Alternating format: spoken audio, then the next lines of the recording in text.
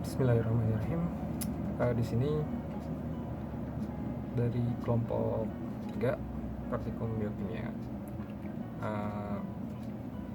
Kali ini ada uji lipid dan uji Lieberman-Burchard.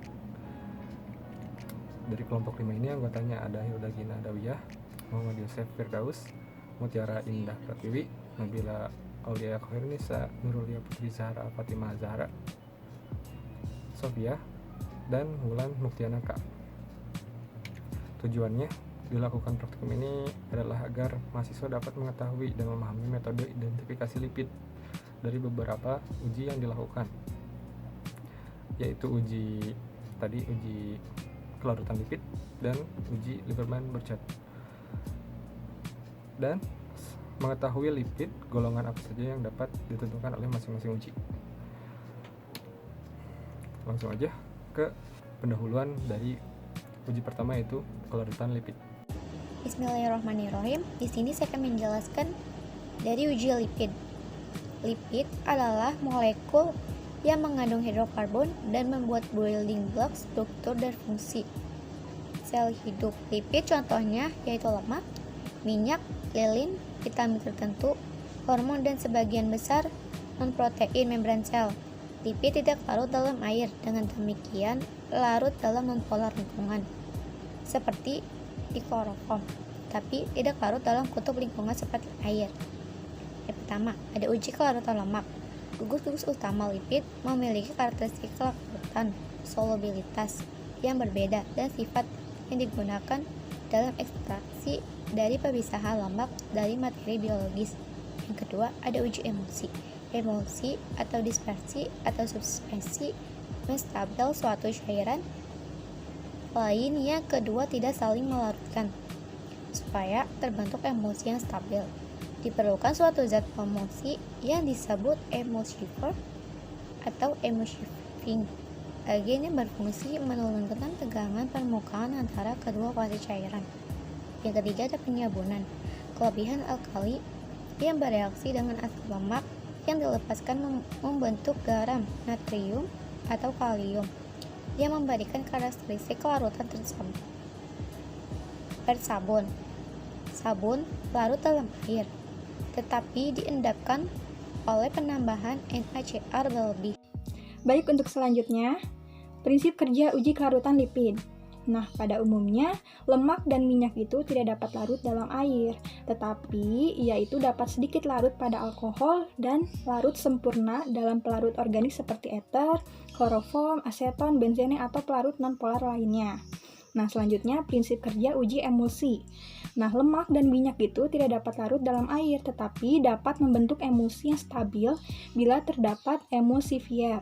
Selanjutnya, prinsip kerja uji lipid pada sabun.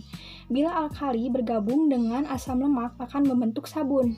Nah, yang dapat berfungsi sebagai emulgator. Di sini alatnya terdiri dari kertas HPS, batang pengaduk atau sendok, gelas atau wadah kecil, kapas, kompor, dan stopwatch. Lalu bahan-bahannya terdiri dari minyak kelapa, margarin, santan, minyak zaitun, baking powder, alkohol, aseton, dan aqueous atau air. Nah, selanjutnya saya akan membahas tentang cara kerjanya.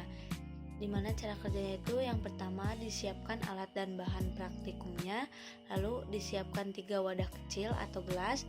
Nah, masing-masing itu diberi lemak. Lalu dimasukkan alkohol pada wadah pertama, aseton wadah kedua, dan air di wadah ketiga. Nah, dikocok 2 menit atau diaduk, lalu dihomogenkan. Setelah itu kita diamkan sekitar 10 menit, lalu diperhatikan ketiga uji tersebut apakah larut atau tidak, lalu dicatat hasil ketiganya, lalu didokumentasikan. Sekian, terima kasih. Pada kesempatan kali ini saya akan memaparkan mengenai hasil dan pembahasan dari uji kelarutan lipid. Pada uji ini kami menggunakan 4 jenis sampel, yaitu ada minyak kelapa, minyak zaitun, mentega, dan juga santan. Dengan 3 jenis pelarut, yaitu ada air, alkohol 70% dan juga aseton. Sebagaimana yang telah diketahui bahwa dalam uji kelarutan dikenal dengan prinsip like dissolve like, bahwa senyawa polar hanya akan larut dalam senyawa polar dan senyawa nonpolar hanya akan larut dalam senyawa nonpolar. Minyak goreng, minyak zaitun, dan mentega merupakan senyawa nonpolar, sedangkan santan merupakan senyawa polar. Begitu juga dengan pelarutnya, bahwa air, alkohol 70% dan aseton merupakan senyawa polar. Oleh sebab itu, hasil uji coba pada pelarut air, alkohol 70% dan aseton menunjukkan hasil yang sama, yaitu bahwa sampel minyak kelapa, minyak zaitun, dan mentega tidak larut dalam ketiga pelarut tersebut. Hal ini dikarenakan minyak kelapa, minyak zaitun, dan mentega merupakan senyawa nonpolar, sedangkan air, alkohol 70%, dan aseton merupakan senyawa polar. Sedangkan pada sampel santan, hasil menunjukkan bahwa santan larut pada ketiga pelarut tersebut, yaitu santan larut pada air, santan larut pada alkohol 70%, dan juga santan larut pada aseton. Hal ini sesuai literatur karena santan, air, alkohol 70%, dan aseton merupakan senyawa polar, sehingga ketika dicampurkan menjadi larut. Di sini saya akan membahas terkait uji emulsi. Uji emulsi dilakukan untuk mengetahui terjadinya pembentukan emulsi dari margarin, santan, dan minyak kelapa. Nah, pada uji ini menggunakan air dan larutan sabun.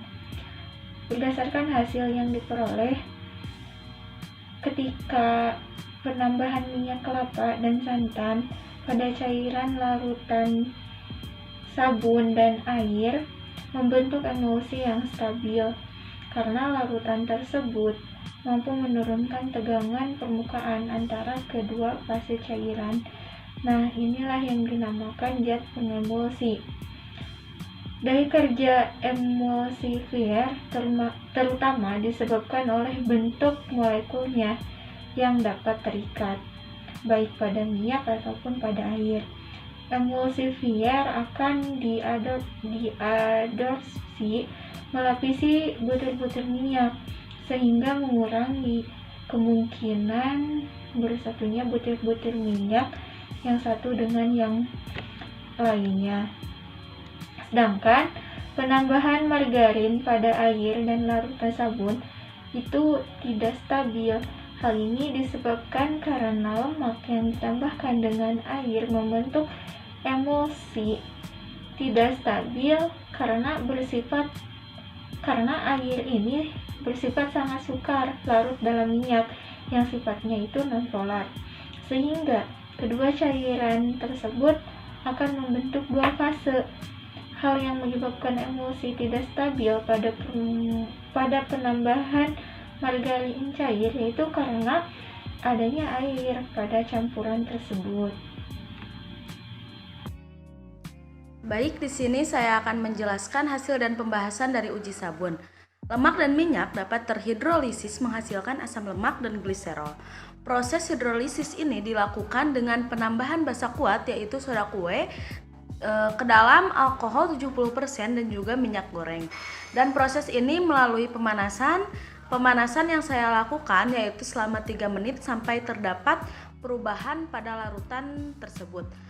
Nah, hasil yang didapat bisa dilihat pada gambar yaitu terdapat buih pada permukaan larutan dan juga terdapat endapan putih.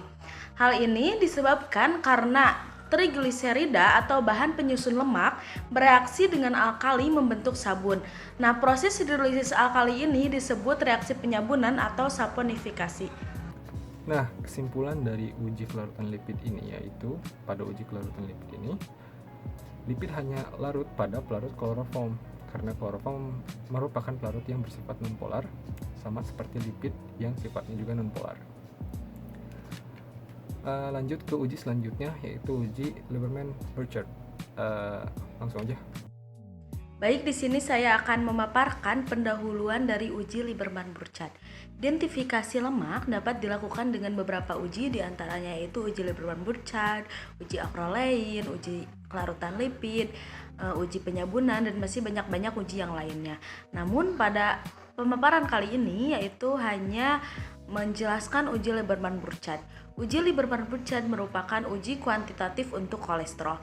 Reaksi positif pada uji ini ditandai dengan adanya perubahan warna dari terbentuknya warna pink kemudian menjadi biru keunguan dan akhirnya menjadi hijau tua. Terima kasih. Nah, adapun prinsip dari metode Lieberman-Burchard. Ekstrak kloroform yang berisi kolesterol akan bereaksi dengan asam asetat anhidrida dan asam sulfat pekat yang membentuk reaksi warna 11. Ada pula alat dan bahan pada uji Lieberman. Yang pertama, rak tabung reaksi berjumlah 1, yang kedua larutan kloroform berjumlah 2 ml, yang ketiga pipet tetes berjumlah 1 buah, yang keempat lipid sedikit atau secukupnya, yang kelima asam sulfat 2 tetes, yang keenam anhidrid asetat berjumlah 1 ml. Ada pula cara kerja uji Lieberman.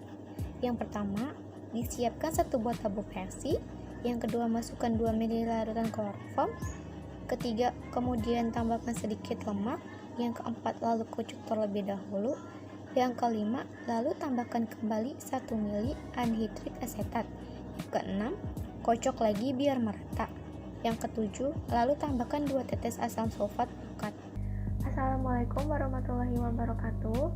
Saya Wulan Muktiana Kusuma. Pada kali ini saya akan memaparkan mengenai hasil dan pembahasan dari uji Lieberman-Burchard. Lieberman-Burchard ini merupakan reagen yang digunakan dalam tes kalorimetrik untuk mendeteksi adanya kandungan kolesterol pada larutan lipid yang diuji. Pada larutan lipid yang diuji ini nantinya akan terjadi perubahan warna hijau, di mana hal ini menunjukkan adanya kandungan kolesterol atau sterol yang lainnya. Hal ini disebabkan karena uji Lieberman-Burchard ini tidak hanya spesifik untuk kolesterol, namun juga digunakan untuk sterol yang lainnya. Pada uji ini juga ditambahkan asam asetat anhidrat dan asam sulfat pekat. Asam asetat anhidrat ini ditambahkan dengan tujuan untuk mengekstraksi kolesterol, memastikan media bebas air, dan membentuk turunan asetil dari steroid yang kemudian diteteksi dengan asam sulfat pekat sehingga menghasilkan warna hijau untuk senyawa steroid termasuk kolesterol. Nah, kesimpulan dari uji Lieberman-Burchard ini yaitu ekstrak kloroform yang berisi kolesterol akan bereaksi dengan asam asetat anhidrida dan asam sulfat pekat membentuk reaksi warna. Reaksi warna yang terjadi adalah bentuk warna merah atau ungu menunjukkan adanya triterpenoid dan warna hijau menunjukkan adanya steroid. Dan sekian presentasi yang dapat kami sampaikan. Mohon maaf bila ada kesalahan pada kata-kata yang kami ucapkan. Terima kasih. Wassalamualaikum warahmatullahi wabarakatuh.